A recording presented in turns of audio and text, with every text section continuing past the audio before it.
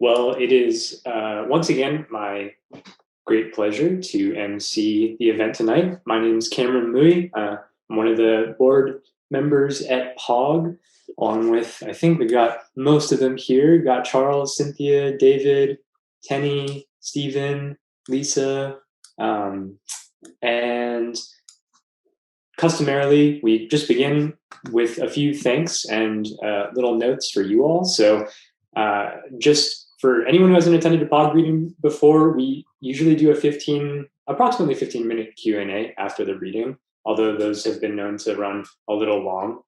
So stay tuned afterwards. We at POG get support from a lot of folks, including AZ Cares, Arizona Commission on the Arts, Poets and Writers, WAMO and Jim Wilcox, the UA Poetry Center, Chax Press, UA English Department, and Arizona Quarterly. We also have some very important donors, patrons, and sponsors who we want to thank because they allow us to make these readings happen, including Charles Alexander, Mary Ellen Bartholomew, Charles Bernstein, Cynthia Hogue, Jason Lagapa, Joan Larkin, Judith Lefebvre, myself, Lisa Martin, John Malillo, Cynthia Miller, Tenny Nathanson, Nancy Quigg, Stephen Romaniello, Stephen Salmoni, Will Stanier, Richard Tavner, and David Weiss. And our sponsors, Karen Brennan, Cutthroat, A Journal of the Arts, Reed Dixon, Lynn Finger, Jean Heuving, Anna Lambert, Little Red Leaves, and Don Pendergast, Heidi McDonald, Barbara Miller, Laura Mullen, Jameson Noenix, Oracle Retreat for Writers, Jenna Osman, Propolis Press, Anthony Sobak, Mariah Starr, Cole Swenson, Susan Thackeray, and Michelle Worthington. It's a lot of people, but we truly appreciate all of you. If you would like to become a patron or sponsor, you can donate at pogartstucson.org, and we have a PayPal link there for you. It's $100 to become a patron and $50 to become a sponsor. It entitles you to attend free readings, and if you become a patron, to also bring someone else for free as well. We've got, I think, just one more reading coming up this season after this one. I want to say, I know Najima is reading with musical accompaniment by Eric Matchett and also James Sherry. That is going to be on April 17th. So look out for our emails, social media. We try to make sure you know when they're happening, and that'll be on Zoom as well. And the last thing I'll say is just that we do intend for these readings to be a safe and inclusive space for all of our attendees, for our readers, and we appreciate just the fact that everyone has been so great about showing mutual respect. And we extend that also into just our social media communications. And so we thank you all for honoring that. And our POG board is also in the process of kind of having pretty substantial discussion and formulating a kind of native lands and native peoples acknowledgement for these readings. We're trying to be intentional about how we go about it. And it, I think, is more than just saying that we live on, the native lands of people. That's not quite sufficient. So we're kind of trying to educate ourselves as a board, do research, learn about the indigenous peoples, including the Cochise, Hohokam, Tohono O'odham, Pasco Yaqui peoples on whose land we reside. And those communities continue to thrive here, which is also really important to say. If you have ideas about how we can kind of make that statement more substantial, we certainly welcome them from you all because you have such a wealth of knowledge. And Charles Alexander is going to be introducing both of our readers tonight. So at this point, I think, Charles, you can take it away. Thank you so much. And I feel honored to be able to. And also, I want to say that before I start, Cameron has been a great part of our organization the last couple of years, and I know he's going to a new educational program and you may not see him here next year. And we are very happy to bless his future, but sorry to see him go from us. Okay. So Jamie Macarty will read first. Jamie Macarty is the author of The Minuses, a Mountain West poetry series title published during the pandemic by the Center for Literary Publishing. It is the 2020 New Mexico, Arizona Book Award Poetry Arizona winner.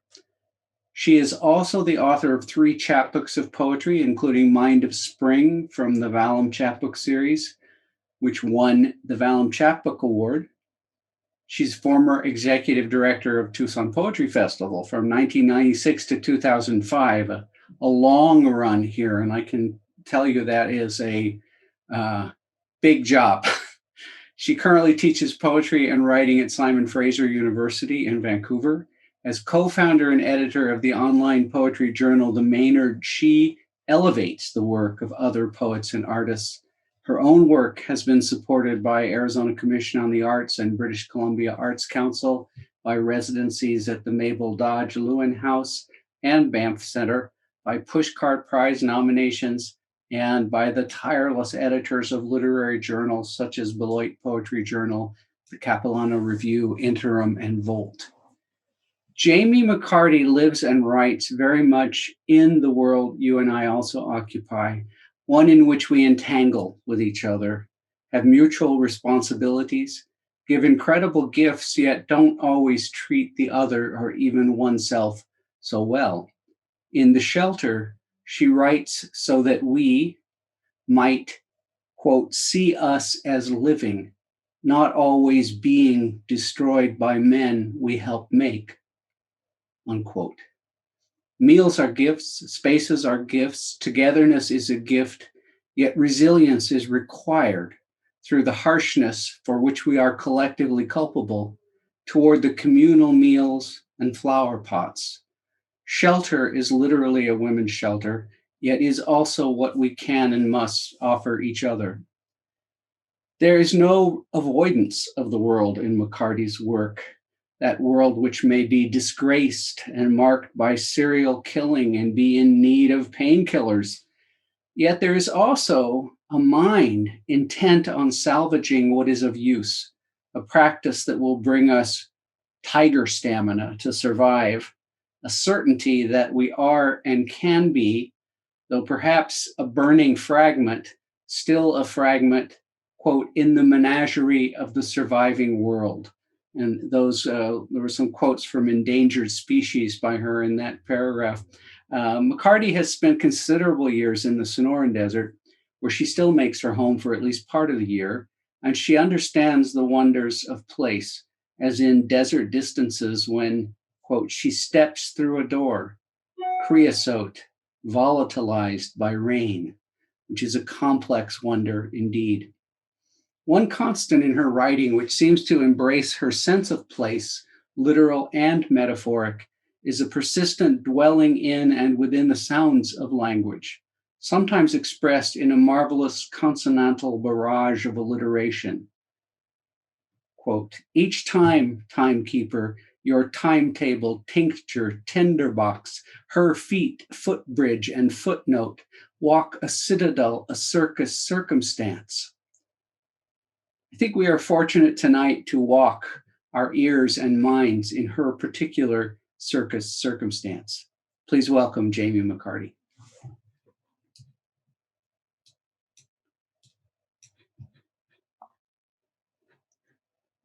Wow, Charles. Thank you so much. That was just gorgeous. What a gift. What a gift of attention. Allow me to take a moment to acknowledge the land where I am joining you from. I gratefully recognize the Coast Salish peoples, including the Musqueam, the Squamish, the Quitlam, the Tsleil-Waututh, the Katzie, the Kwantlen, and the Kaykat nations as the rightful owners of the lands where I have the great privilege to live and work, and am joining you from for this reading. I'm with Cameron that this is it's not enough, certainly, to acknowledge, but it is something. And my meditation practice, spiritual practice, and just my way of being in the world, I do think it's that acknowledgement is an action, and I think it's something, and it's maybe a small something. It's maybe only a small beginning, a kind of first or even half step, but it is something. And when I speak those words, I feel them in my body. So hopefully you will also take a moment to, where you are, acknowledge the land and the first peoples who were here before us, and make us being here possible. I'm really grateful to be with you all this evening. It's been a bit of a rough week, I have to say. I'm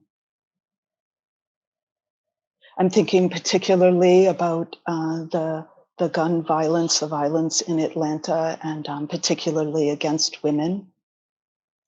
And so I want to dedicate this reading to women and to those lives. So I will read a series of poems, some of which take place in the sky between places, and some of which are located in the Sonoran Desert. And then I think it will be clear to you when we're on the East Coast, and then circle back.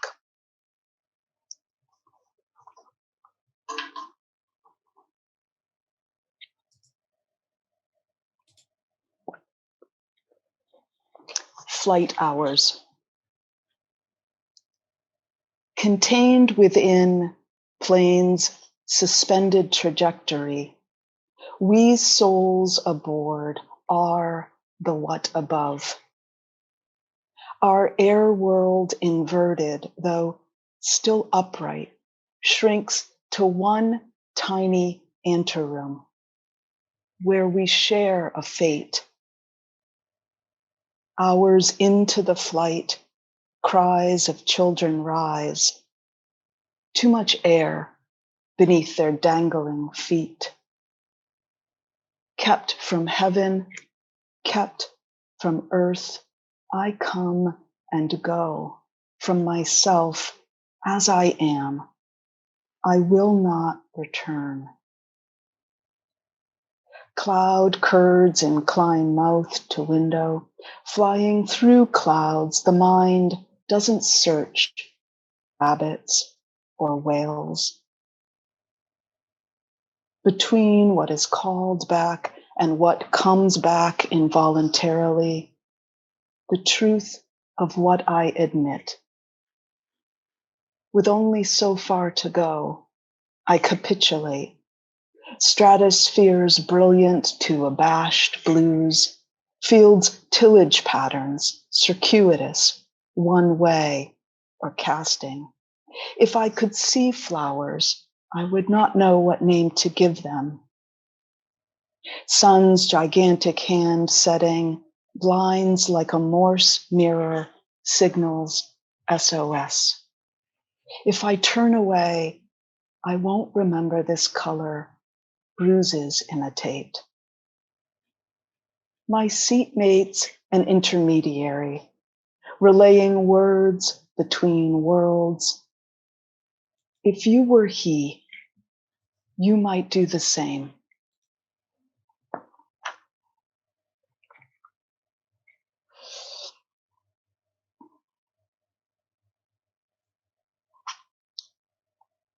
Reverse of shadow.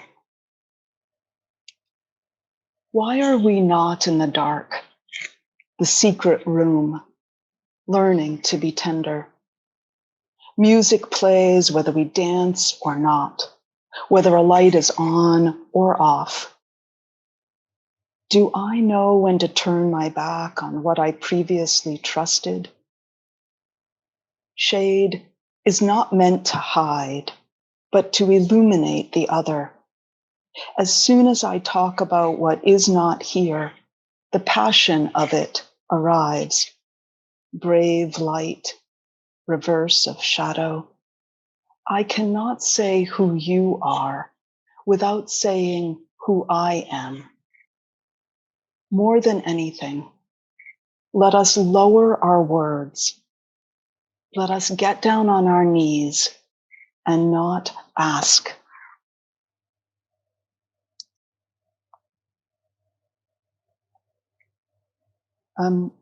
This is logic of opposites, and there's the Arizona state tree lives in this poem. That's the Palo Verde, and soon in Tucson, it will be jostling these wild yellow jostling heads of blossoms, and the Palo Verde, green stick in Spanish, or translated in English. It's completely green, very little tiny leaves, and it conducts all of its photosynthesis through its bark. And this poem also contains a Latin phrase, natura nihil frustra facit, which loosely translates to nature does nothing in vain. Logic of opposites. Palo Verde blossoms, tiny, brassy trumpets, play to the ground jaundiced chords. Under fraction of crooking stamens, remnant see limestone strata. Asphalt accelerates the day shift toward rainbow's double blues. Logical sky, curve-billed thrasher, airplane, sun glinting an underscore. Fear rabbit approaches butterfly chair. The mechanical infuses the natural. Natura nihil frustra facit. Nature does nothing in vain. Helping nature is harming. We admire a beach-found dolphin skull, but not tuna hunting. The daisy asserting upward in the crack of paving slabs, prehistoric cliff dwellings, but not looting, weddings, but not funerals. One without the other, unfeasible as piano's flats without sharps. Isolation's invention, any ruined song taken far enough includes contraries. Genius may be the willingness to compromise. Otherwise, no room for us to put our feet on the floor each morning, to make our music, to live.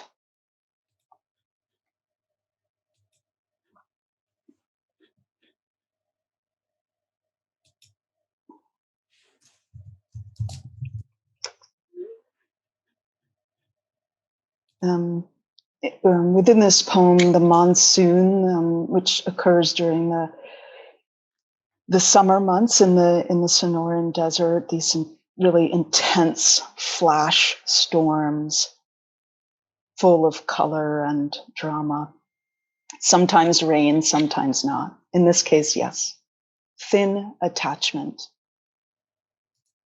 At this hour, any god is rain.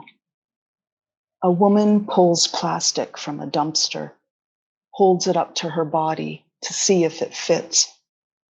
She inhabits blatantly her wish to be dry.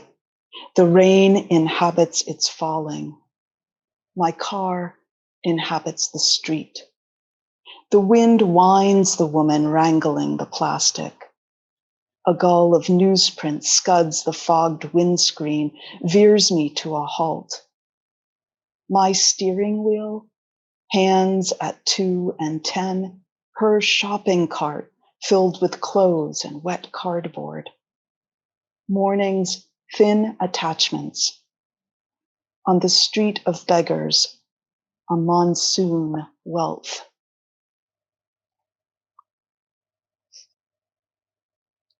And I'm going to read just there's a poem called Hunger. It happens in 2 parts, and I'm just going to read the second part of it. And it comes with a subtitle called Less Than Her. Ghosting me via the breakfast show, a woman and her pact to weigh 49 pounds. She aims to attain weight perfect as this egg's shell. She wants only water, calorieless, calorieless. sheer as veil between now and eternity. Food, she says, detains.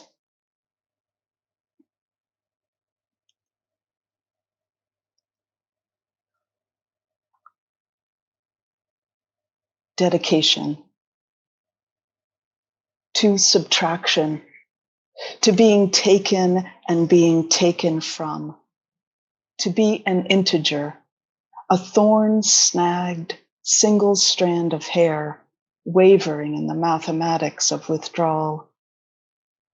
Take one person from another, then subtract the one remaining. Subtract desert from desert.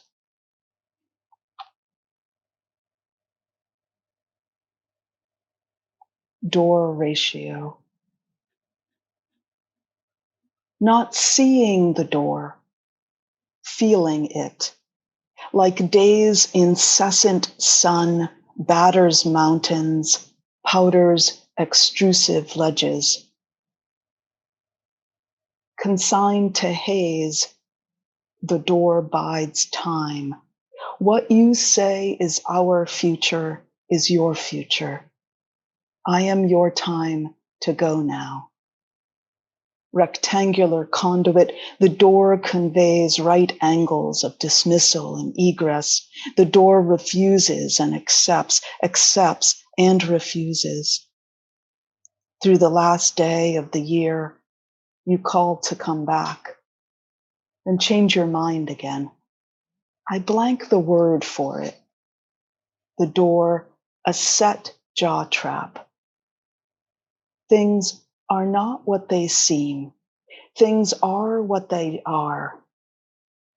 The door is a vacuum. From the door, I am made.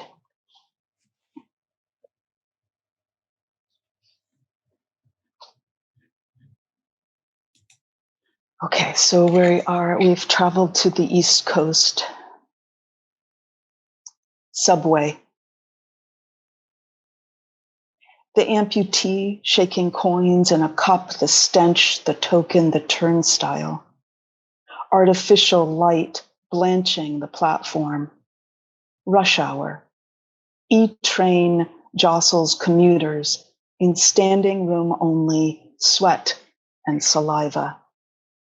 Then someone's hand. Someone's hand.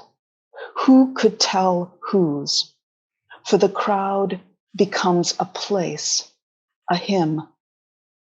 Packed against her, a crush of suits, anonymous hands. She can't move out of reach. Say anything. Saying nothing, she swallows commerce, deep breaths of the city's air, the city's degraded air, where entrances and exits meet. Nor'easter. The house on Atlantic Ave teeters on the embankment's edge. A feather could send it crashing. The black-blue sea, there's no stopping, kicks in the door, strangles shore. House's floor, water's chasing feet. Walls, sand and froth. Salt, an erosive coating. Wind, a burglar rustling shutters, whistles a tune about his weapon. Airborne gravel, a gravel of fists. Underneath that abusive sky, externalized and homeless.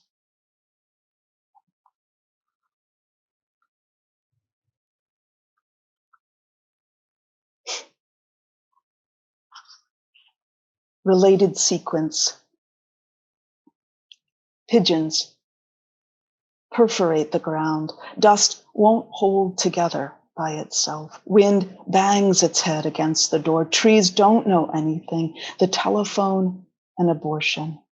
Sorry, ossified by sorry, in the garden late at night, cutting roses. At the end of the road, the sound the sea plays ceaselessly, exodus of Canada geese, a long dark ribbon loosening September sky. The day feels its own weight and buckles. In the window, a lace dress hangs itself.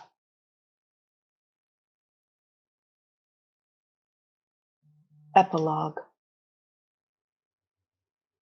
While she waits in a room of his knowns and unknowns, thinking about the threat of death, her jaw in ruin. Not everything's worth saving nor repair. He says she's logic in the right argument, lobbying in the right era. Her motivation hunts the Atlantic shore, where the hostage horses of Salisbury's carousel break free. Pretense stops.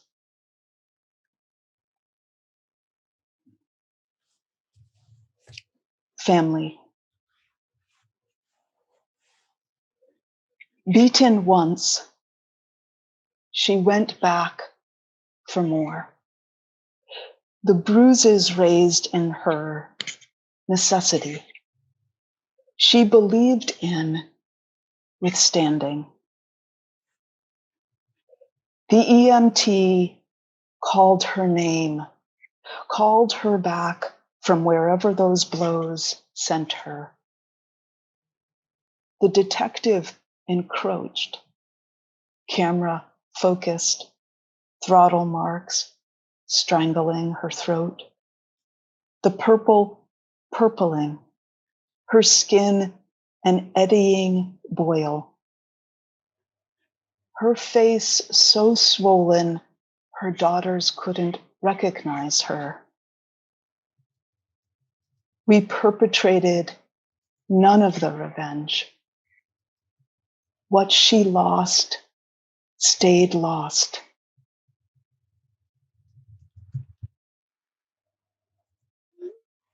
Without is guide.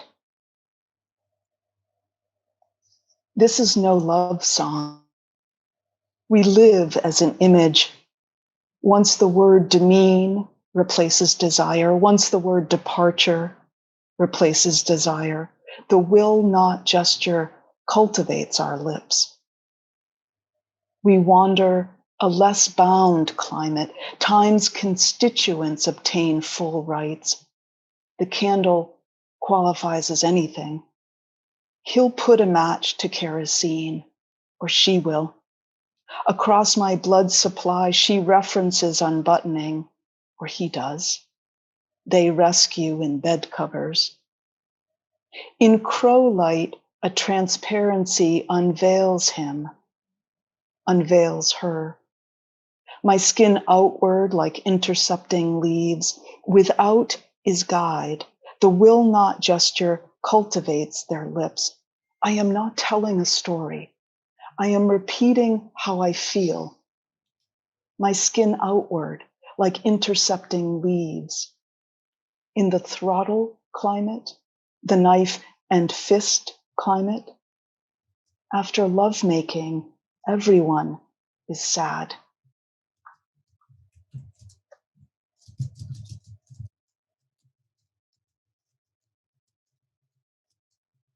Given distance from a given point. I cross the third degree of a great circle. The full moon gathers wet footsteps from stones.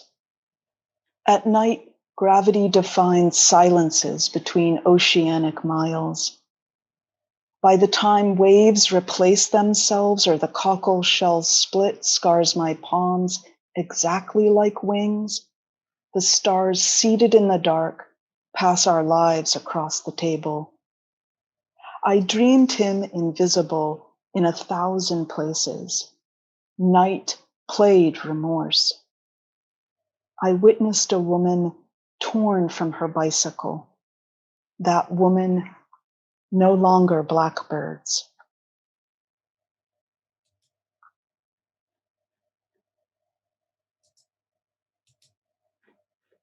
And then back to the desert now. Desert opus. Sun, sun, no cloud, no shade trees, no cool sea, no rain, no train, no show. Shine, shine, no shade bees, no butterflies, no birds breeze, November.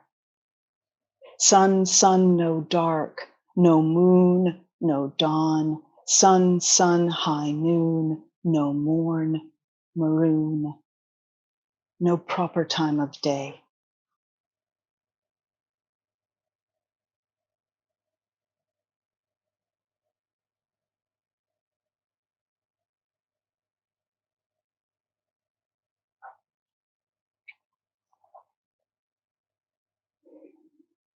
Endangered species.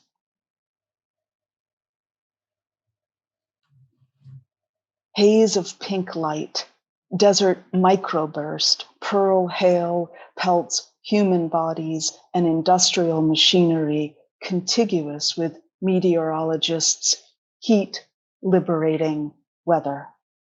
Our bodies pocked by what surrounds them.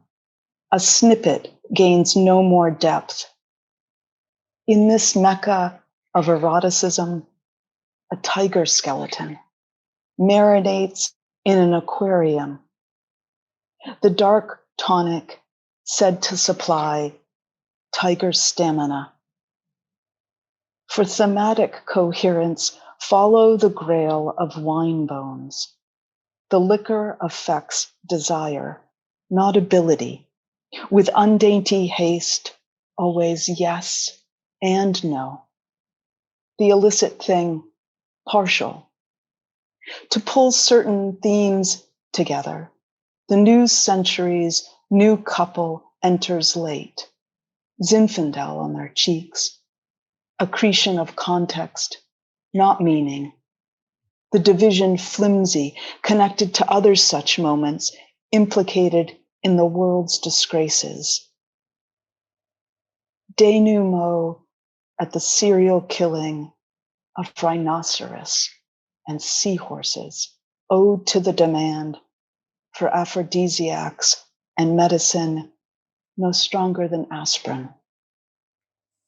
Lifestyles keep the demand infinite. From the grid of structure, the last gesture toward the body, a burning fragment in the menagerie of the surviving world.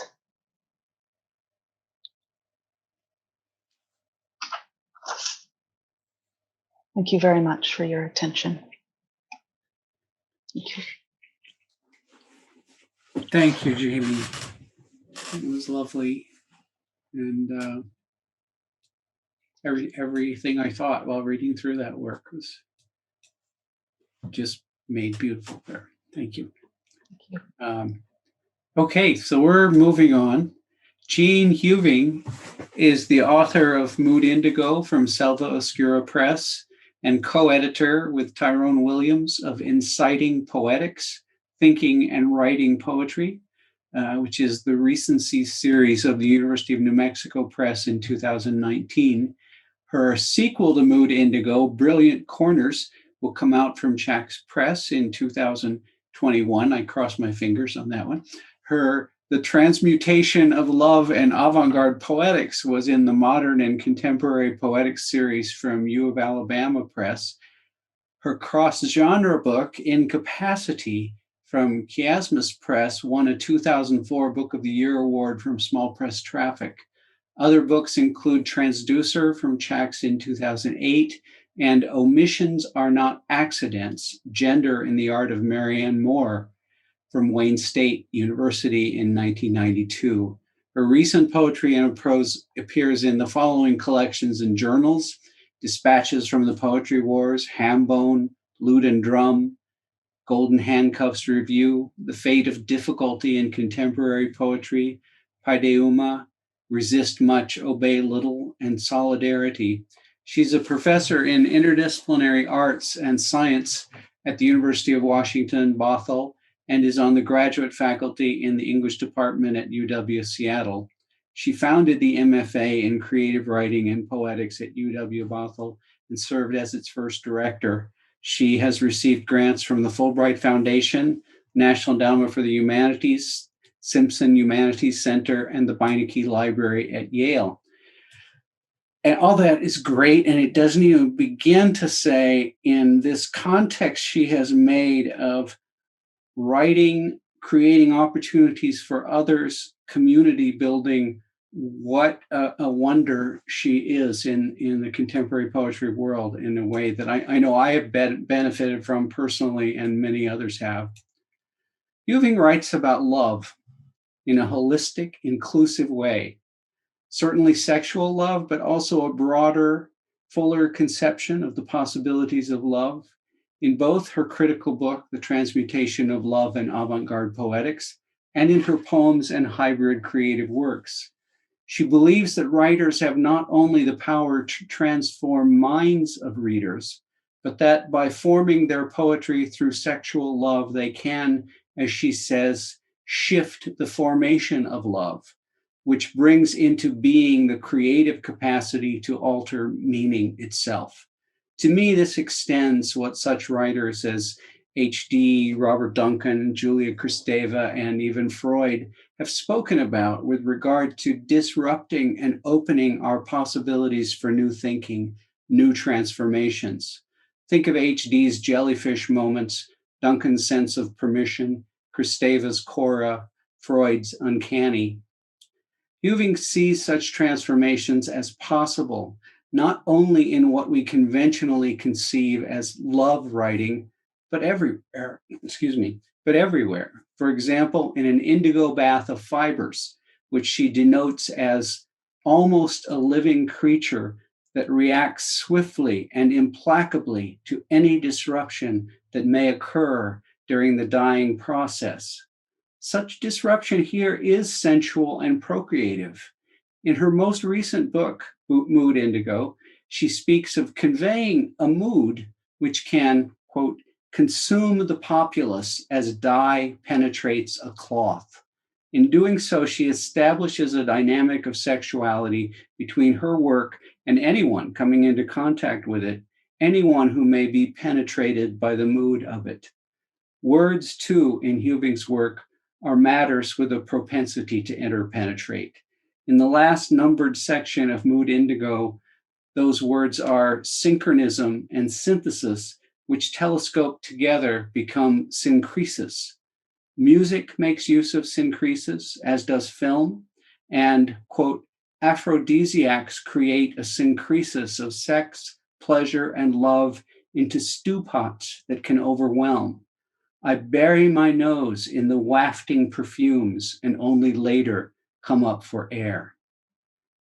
So if you find a sense of breathless wonder in your response to Jeanne Heuving's work, I think you are reading it in the way she might wish, and you may be engaged in a kind of syncresis from which we all can benefit. Please welcome Jeanne Heuving. Thank you very much, Charles. That was an extraordinarily generous introduction, and you made me laugh when you read the line about stew pots. So thank you for that. I also want to thank Tenny, Cynthia, David, and Cameron for doing the POG readings, and also delighted to be reading with Jamie Macarty. I'm going to begin with a few very short poems from my earlier Chax book, just to sort of break the ice. So these are very short poems, so be prepared to have them go by you quickly. They're, as you'll see. Okay, first poem of the book, Transducer, very lovely book from Charles. Berries, leafy, berries glistening, piled to the rafters, hopping bird at window, sprig and beak. Berry mouth, red casting lips, small torn flesh on teeth, tongue, seeds throughout mouth, pricking gums. Killing ants, rolling between thumb and forefinger, and still the lithe body twists. Uncertain whether this wiry filigree is dead or alive, black outer, gold inner. Shining power, bird diving into sliding door, finger into beak, pulls out berry clean as a whistle. Muscles holding thorax relax, preens shining power. Divided lights. This is a house in a storm. You're standing outside the house.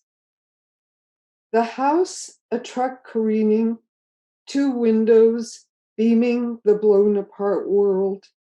A cat in each window watching the moving, breathing, alive. Final poem, Jewelry. Edged, wrapped, cinched, crinkled, latched, fastened, harvester ant, wheat berry, blood stone. So again, thanks to Charles for all of his bookmaking and for Transducer. A pleasure to read it for POG. I'm going to be reading mainly from two books that are actually part of a 3-book project. The two are Mood Indigo and Brilliant Corners, as Charles just mentioned, forthcoming from Chax. And there's a third book, not presently titled. I like to think of these books as prose and poetry, not prose poetry, as I intend for them to have the virtues of prose and the virtues of poetry. They are cross-genre, grand collage, utilizing Robert Duncan's phrase. The books are, for the most part, are written through sentences that I wish for the reader to hear both from within as communication and without as a selection of words. If the sentences function as a primary way of making sense out of discrete words and phrases, then by casting intention on the sentence, it breaks with its naturalized sense-making function. Or here's another way of putting it, perhaps more poetically, epigraphs to the book. William Carlos Williams differentiating prose and poetry. He writes, the form of prose is the accuracy of its subject matter, how best to expose the multiform phases of its material. Of poetry, he writes, the form of poetry is related to the movements of the imagination revealed in words. The book has both Mood Indigo, but in a sense, these epigraphs work for all 3 books. Has another epigraph from Cecil Taylor. This is, the player advances to the area, an unknown totality made whole through self-analysis, which he calls improvisation, the conscious manipulation of known material. What I really like about this quotation is, in our very analytic world, or as Foucault would put, our very disciplined world, that he would call improvisation a form of self-analysis. That self-analysis should always be in the movement and in the transformation, not in some declaration of nounized registers. So I particularly like that. If you heard the titles of these books, they are borrowing or probably paying homage to a jazz aesthetic, which I see pretty close to some of the stuff that happens in projective writing, but it's always, lands back at Olson rather than at jazz, this kind of transformative ongoing writing. So I'm very sort of abashed to be taking such great titles from jazz, but given that they're so well known and are part of our vernacular, I thought I could steal them a bit. So this is from Mood Indigo. Each of the books have 21 sections, and each section has 3 sections. These books also engage the word of others. So as I read these parts from both Mood Indigo and Brilliant Corners, if you hear someone else's words, you are probably hearing someone else's words. And just as a little advertisement, if you want to check your perception, do buy Mood Indigo, and you can find those sources in the back of the book. Okay. Okay, this is the very first section of Mood Indigo, and I can't read Mood Indigo without reading the first section. I think a few of you might have heard this before, but stay with and you'll hear some new stuff. To begin with ink. I scratch my paper with pen, making abrasions, little torn pieces of pulp, ink soaking into the fibers. My hand moves down the page, ink marking its passage, seeming ahead and behind it. Inks are low-lying grasslands subject to flooding by tides. As the salt water rises and seeps into the grass and then quickly covers the depressed land, it makes inky pools of green, combed in one direction with few entanglements. Almost a true level between land and high tide makes for a rich sea marsh, lower by a foot or so, nothing but inks grass growing on it. Some of the sunsets, especially behind the inks, are as fine as you can see anywhere. Indigo is a dye extracted from a plant by the same name, but also can be got from woad.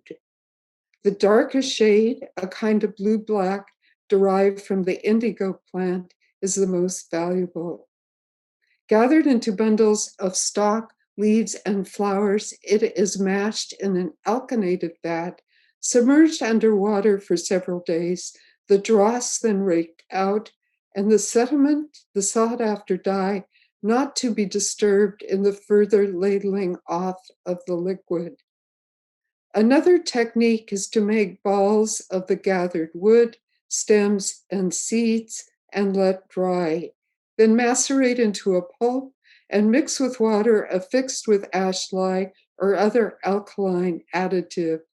Or remove only the seeds, wait until the seed pods turn black and begin to open on their own, or at least rattle and then submerge. A ship freighted with indigo, cochineal, and other rich stuff traveling from India and Africa, and then on to Europe and North America. On their voyage out, they encountered a sluggish water, black as ink. The depth was so extreme. Okay, I should have also mentioned that each of the 3 books captures a slightly different history and mood, with the first book really beginning with the middle passage all the way to Duke Ellington's Mood Indigo. So that last reference was really even perhaps prior or contemporaneous with the middle passage. To begin with indigo, I blew my fingers, hands, and face with indigo. I placed my fingers over my eyes in a blue weft of seeing. For dyeing cloth, 2 things are required of the dye. It has to be absorbed by the material in question, and it has to be absolutely fast. to collect the seeds of the wild blue indigo, wait until the seed pods turn black and begin to open on their own, or at least rattle when shaken. At this point, remove the pods from the stalks and open them fully. The sea has inspired artists for years, finding in its blue-black depths an interchanging life and death, and in its crystalline surface an enhanced seeing that magnifies and stills. For a deep and sad blue, as in floating brown kelp beds, mingo, indigo, and pink. At sunset, view the inks from the hardened crust of sand above this lake of grass, and watch as the sinking sun turns the grassy waters ever darker. To begin with shore.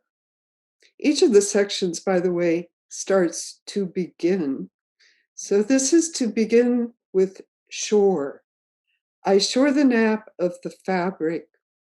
The shore zone is the zone affected by wave action. When the water does not ebb or flow, there is no shore. Walking down the beach, I listen for the backtracking of the waves, rummaging rocks and pebbles. Peering into a tide pool, the many-colored stones are magnified, their irregular indentations grayish in the barely moving waters. I shear a passage close to the waterline, my sneakers getting wet. I can hardly shear my way through the heaps of kelp along the beach, maimed or disaffected octopuses. She eats shore grass as an ox, putting her mouth to the ground to shear and swallow it.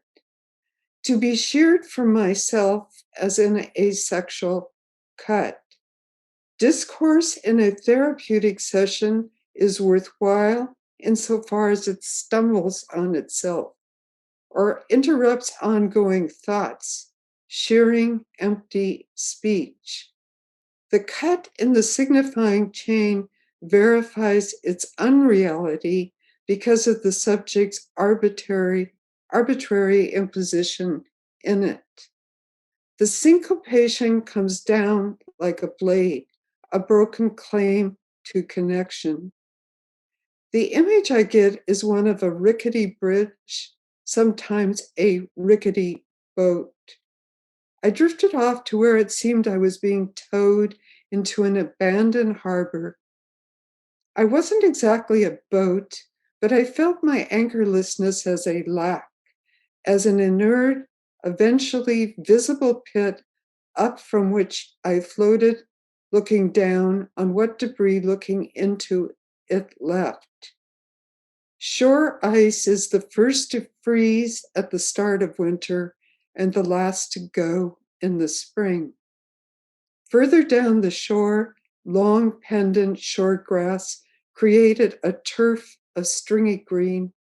Higher up, sand dunes covered with strand grass marshaled the cliff. It was heart-rending.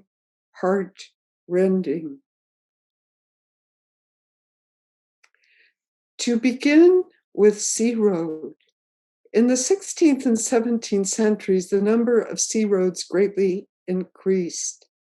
On both sides of the Atlantic, Africans lived in an ocean of blue. The everyday throng was a blue sea of indigo. Even the reddish-brown earth was dyed blue where the dyers worked, for everywhere was dripping cloth hung up to dry. The plantation site was well known for its foul smell and unsanitary conditions.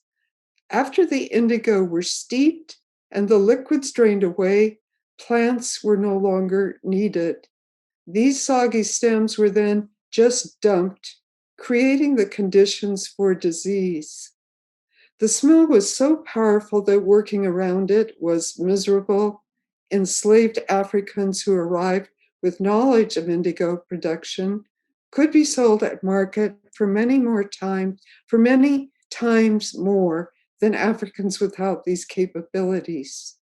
So esteemed and valuable were knowledgeable indigo workers that a plantation owner specified in his will that Billy shall not be put to any field work, but be kept jobbing on the plantation until indigo season, and then shall only work around the vats. Both the European and the African would find themselves influenced by the culture and the presence of the other. But the Middle Passage was a death canal for one and not the other. The costs of enslavement would have been driven down exponentially had Europeans taken white slaves directly to America, rather than sailing from Europe to Africa to enslave Blacks for American commerce.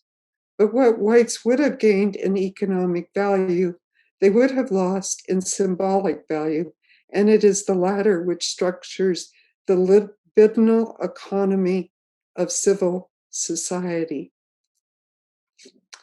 Okay, that's sort of the nadir of the history of Mood Indigo, and it proceeds apace from there. Here's a few sections from Brilliant Corners. And as I said, as if stealing one title from the well-known jazz piece and creator, Mood Indigo by Duke Ellington, wasn't enough. My second book in this series is titled Brilliant Corners, after a piece by Thelonious Monk. Brilliant Corners takes on a constructionist aesthetic, as in the work of Richard Diebenkorn, the Gee's Bend quilt makers, and Thelonious Monk, amongst other figures. The third book, which I'm immersed in right now, will sort of move into more free jazz and various free jazz and also free writers type of aesthetic. So Brilliant Corners is very I think of it as sort of constructionist, those sort of people, artists that are very deliberately constructing out of one thing and putting together different parts, maybe. Okay, again, I begin with C. To begin with C, I see the sea, glassy and languid, darkening and lightening in upswellings of blue-green, suddenly black, catching the reflection of trees. I am out to sea with so many days yet ahead of me to stay in this cottage and to watch the lifting and falling waters. In the presence of strong winds, the sea forms asymmetric steep crests and broad troughs, and the choppy water is no longer reflective. This condition is known as sea, persistent wave movement after the wind has dropped and the mirroring revives. This is known as swell. Citation functions as a go-between personages and historical epochs. It summons words as nominations and wrenches these from their context and thereby calls them back to their origin. Through citation, a secret meeting takes place between past generations and the present, one book and another. Inland seas bounded by land are staggered at various altitudes, remnants of vaster waterways, now mere puddles and cracked declensions amid seas of sand, dirt, and rock. It is called the Dead Sea because the water moveth not, neither can any fish live there. So in this windy sea of land, the fiend walked up and down alone, and thou, Ione, shall chant fragments of sea music. Over the globe is one vast sea. In ancient times, rather than seas surrounding the globe, an immense river was thought to encompass it. Okay, this section is influenced by Richard Diebenkorn. To begin with landscape, I've never been so hemmed in, so turned out, than in this quilting of fields and sea, buildings and street. In cityscape, buildings mount on one side of the picture plane, trapezoids and lozenges.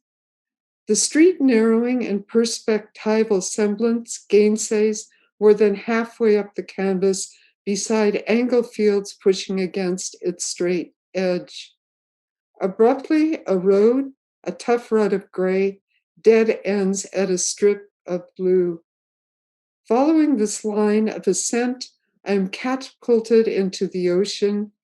Here, the furthest away buildings, trees, and bushes are the most realistic, although on closer inspection are mere dashes of paint.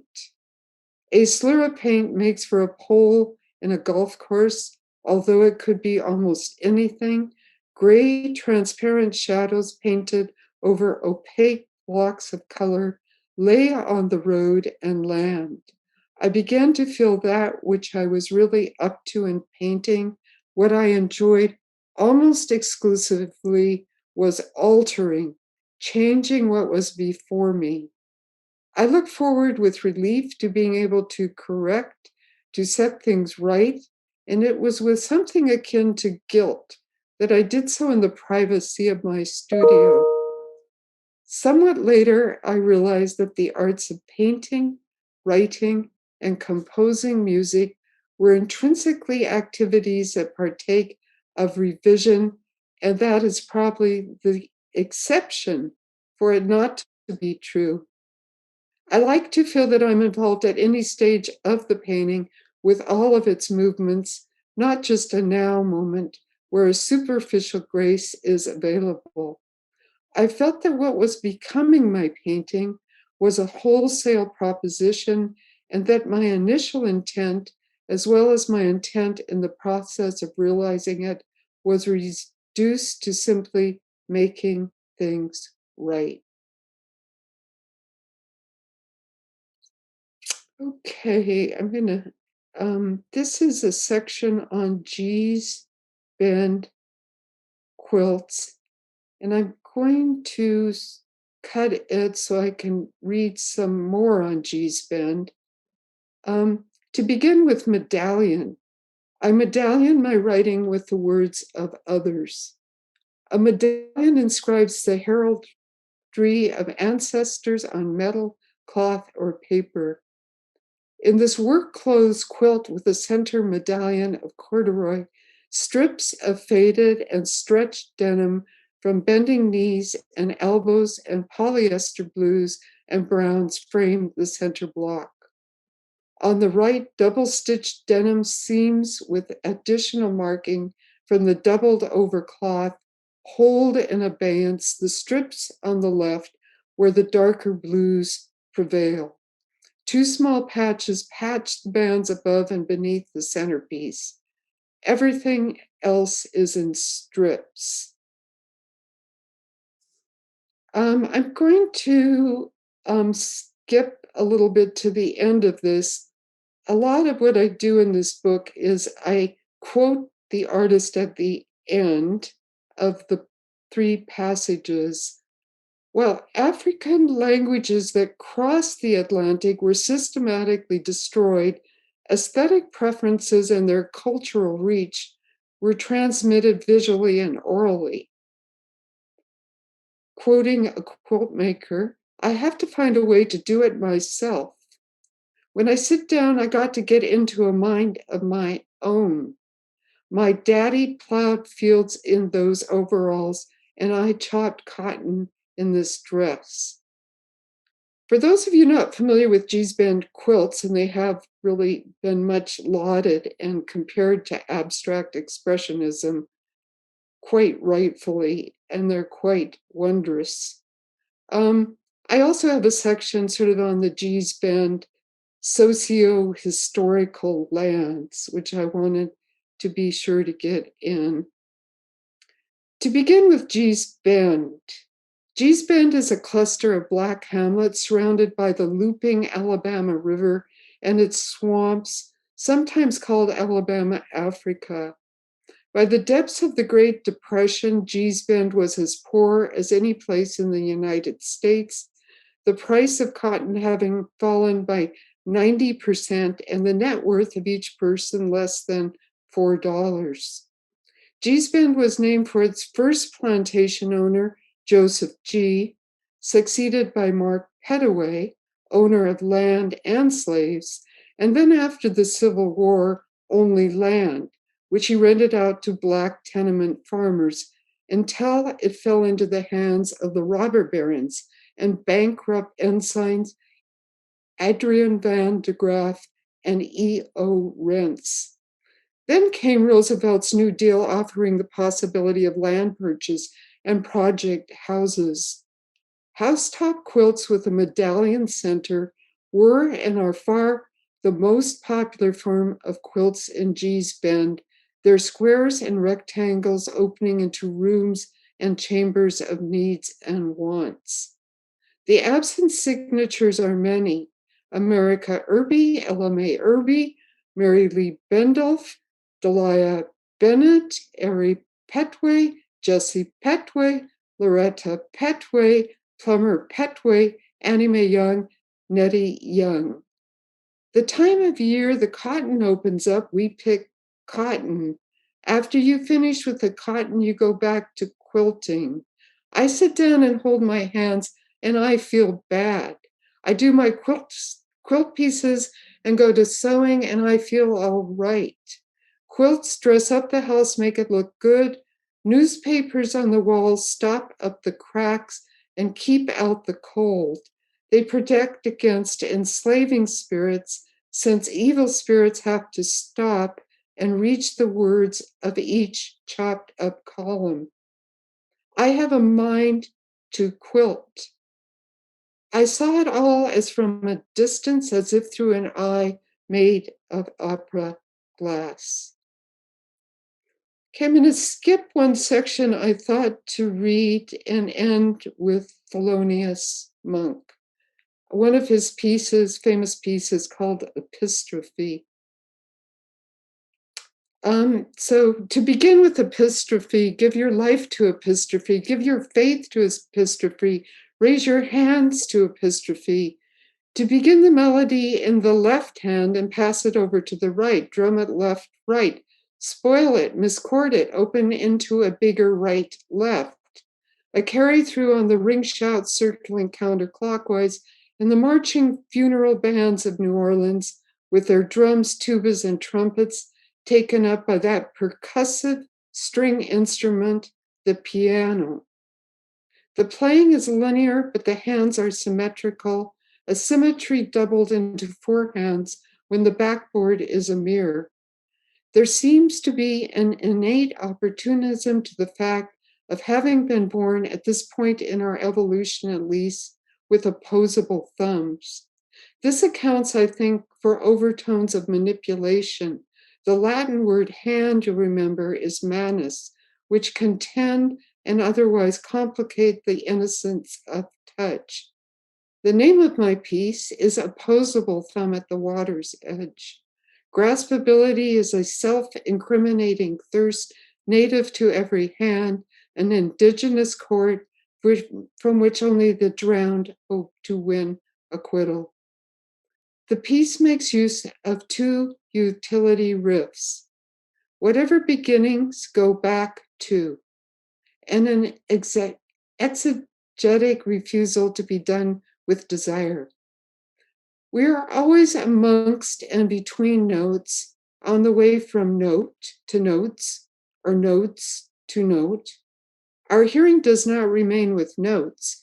It reaches through these and beyond and back into what we just heard as the just plucked forever imposes on what went before and what comes next.